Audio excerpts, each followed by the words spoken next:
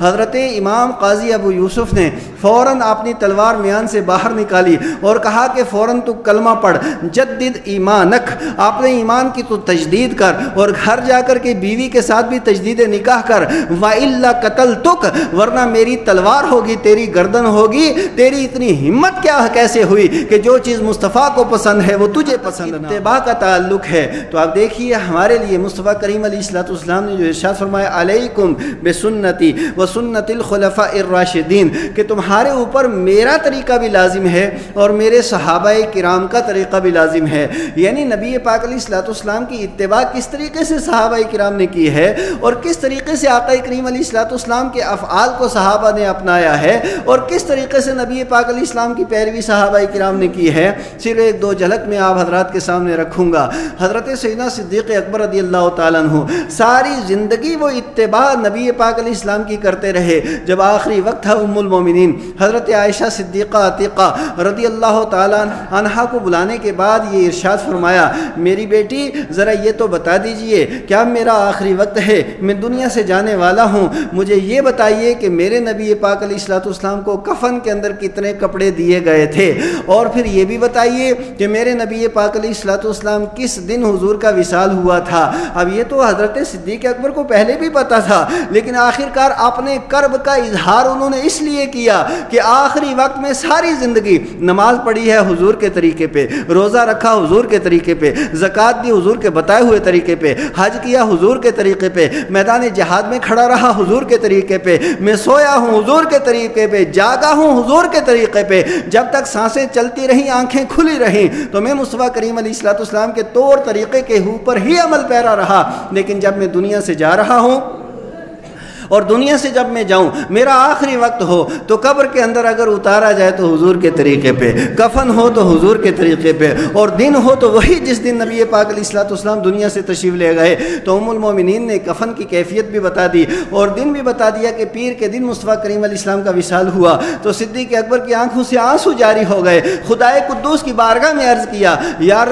اللہ میری بھی یہ خواہش ہے کہ میرا بھی انتقال ہو تو پیر کے دن میں انتقال ہو۔ حضرات گرامی، آپ دیکھیے کہ نبی پاک علیہ السلام کے قول و فعل اور آقا کریم علیہ السلام کے طریقے کے ساتھ محبت کس قدر ہے، اور ایسی محبت کہ پھر نبی پاک علیہ السلام دنیا نے دیکھا کہ جس دن حضرت سیدنا صدیق اکبر رضی اللہ تعالیٰ عنہ کا انتقال ہوا تو انہی کپڑوں کے اندر جس طریقے سے آقا کریم علیہ السلام کا کفن تھا، اسی طریقے کا کفن حضرت صدیق اکبر کا، اور وہی دن حضرت سیدنا صدیق اکبر رضی اللہ تعالیٰ عنہ کو میسر بھی ہوا۔ اور پھر اس کے ساتھ ساتھ ایک اور بات، جس دن مصطفیٰ کریم علیہ السلام کا وصال ہوا تھا، جب رات کا وقت تھا تو گھر کے اندر چراغ جلانے کے لیے تیل نہیں تھا۔ یہ امام الانبیاء ہیں، یہ سلطان انبیاء ہیں، یہ سلطان دارین ہیں، یہ خدا کے محبوب ہیں، یہ خدا کے حبیب ہیں، لیکن رات کو تیل جلانے کے لیے، چراغ کے اندر ڈالنے کے لیے تیل حضور علیہ السلام کے گھر میں نہیں تھا۔ اور صدیق اکبر یہ جانشین مصطفیٰ ہیں، یہ صدیق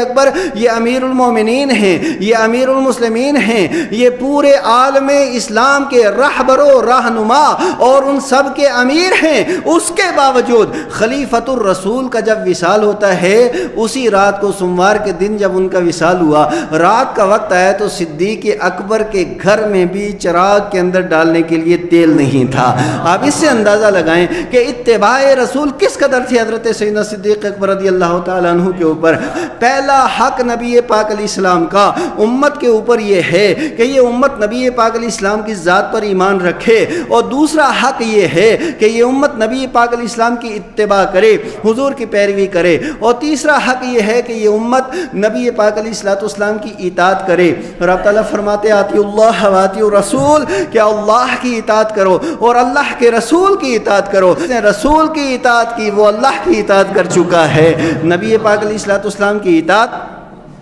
اور اطاعت بھی اس طریقے سے، یعنی نبی پاک علیہ السلام جو فرما دیں بس اس کو اپنا عین ایمان سمجھنا ہے، جان ایمان سمجھنا ہے، اصل ایمان سمجھنا ہے، اور اسی کے اوپر کٹ مرنے کے لیے تیار ہو جانا ہے۔ نبی پاک علیہ السلام کی اطاعت، اتباع کے بعد حضور علیہ السلام جو فرما دیں، نہ وہاں چونو چراں کرنا ہے، نہ وہاں کیلو کال کرنا ہے، نہ وہاں ایو آ کرنا ہے، بلکہ بالکل آنکھیں بند کر کے اس چیز کو مان لینا ہے۔ اب دیکھیے نبی مکرم صلی اللہ सल्लल्लाहु ताला अलैहि वसल्लम की इताअत ये सहाबा किराम किस तरीके से किया करते थे। हज़रत अनस बिन मालिक रज़ी अल्लाह ताला अन्हु हैं, अनस बिन मालिक कहते हैं एक शख्स ने आका करीम अलैहिस्सलाम की दावत की। जब आका करीम अलैहिस्सलाम उसके घर के अंदर पहुंचे तो उसने गोश्त के अंदर कद्दू के टुकड़े मिला दिए हुए थे। आका करीम अलैहिस्सलाम ने देखा कि मुस्तफ़ा करीम सल्लल्लाहु ताला अलैहि वसल्लम कद्दू को बड़ी रग़बत के साथ तनावुल फरमा रहे हैं। अनस बिन मालिक कहते हैं बस मैंने अपनी आंखों से ये मंजर देख लिया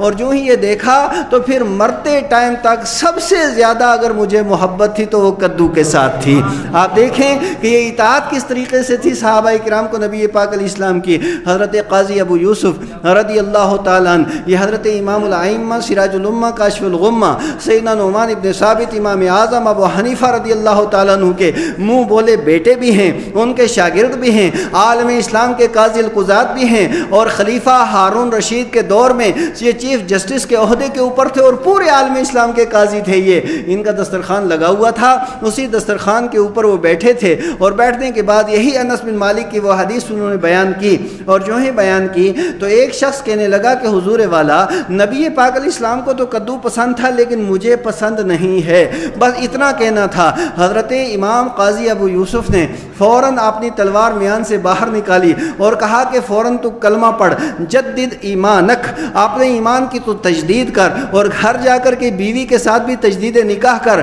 व इल्ला कतल तुक, वरना मेरी तलवार होगी, तेरी गर्दन होगी। तेरी इतनी हिम्मत क्या कैसे हुई कि जो चीज़ मुस्तफ़ा को पसंद है वो तुझे पसंद ना हो। हज़रत गिरामी वक़ार, ये इताअत का जज्बा था हमारे असलाफ़ के अंदर और सहाबा किराम के अंदर।